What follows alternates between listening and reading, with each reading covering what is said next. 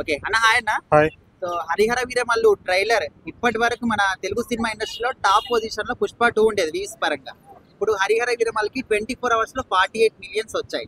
అయితే ఇప్పుడు fake views ఇవన్నీ కూడా డబ్బులు ఇచ్చి మరీ ఫేక్ వ్యూస్ తెప్పించుకున్నారు అంటున్నారు. సో మరి నిజం అనుకోవచ్చా?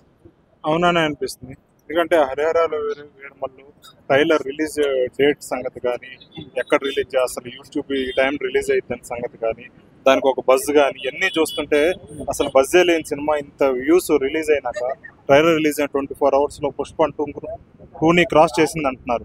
ఈ వ్యూస్ ఖచ్చితంగా ఫేక్ అనేది అనిపిస్తుంది. ఫేక్ అని ఎందుకు అన్నా? ఇప్పుడు ఎందుకు అనుకోవాలి? ఆయన పాన్ ఇండియా లెవెల్లో కావచ్చు, రాజకీయాల పరంగా కావచ్చు, డిప్యూటీ సీఎం అయిన తర్వాత కావచ్చు, ఫుల్ క్రేజ్ వచ్చింది. అవును, పాన్ ఇండియా లెవెల్ ఆయనకి ఇప్పుడు ఎక్కడ ఉంది క్రేజ్? పాన్ ఇండియా లెవెల్లో లేదు కదా. వచ్చిన తర్వాత రాజకీయాల్లో వచ్చినా కానీ పాన్ ఇండియా లెవెల్ అయితే క్రేజ్ అయితే లేదు. ఇదే ఫస్ట్ సినిమా.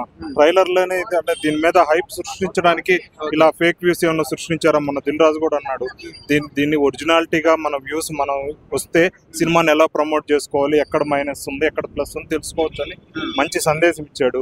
ఆ సందేశం ఇచ్చిన కొన్ని రోజులకే 10 days అయింది అనుకుంటా.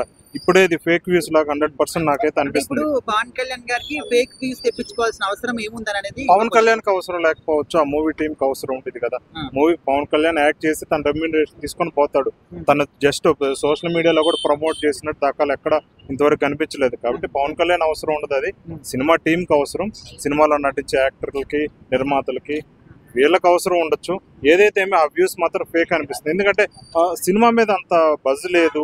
ఒక్క పాన్ ఇండియా సినిమా హైయెస్ట్ బాహుబలికి దగ్గరకు వచ్చిన సినిమా ఆ వ్యూస్ ని టచ్ చేసిందంటే దాటింది అంటున్నారు. ఇంకా ఇదైతే నా ఒపీనియన్ ప్రకారం అయితే ఫేక్ అయితే అనిపిస్తుంది. దయచేసి ఇలాంటి ఫేక్ కాకుండా ఒరిజినాలిటీతో వస్తే చాలా బెటర్ అనిపిస్తుంది. అంటే ఒకవేళ ఇప్పుడు ఈ వ్యూస్ పరంగానే ఫేక్ క్రియేట్ చేస్తే మరి సినిమా వచ్చిన తర్వాత ఎట్లా అంటున్నారు? కలెక్షన్స్ అన్ని కూడా ఫేక్ చేస్తారు అనుకోవచ్చా? మరి అంటే సినిమా కలెక్షన్స్ కోసమే ఇలా వ్యూస్ ఫేక్ చేస్తే ఎక్కువ ఇంతమంది చూసారని సినిమాని బజ్ విపరీతంగా పెరిగిద్దనే ఆలోచనతో కావచ్చు. చూద్దాం రేపు కలెక్షన్స్ కూడా ఏమన్నా ఫేక్ చేస్తారా ఒరిజినాలిటీగా చూపిస్తే. ఇంతవరకైతే పెద్దగా ఫేక్ చేసినట్టు పవన్ కళ్యాణ్ చిత్రాలు కనిపించలేదు. అట్లానే ఈ సినిమా కూడా ఫేక్ చేయకుండా ఒరిజినాలిటీ కలెక్షన్స్ ఉంటే చాలా బెటర్ అనిపిస్తుంది.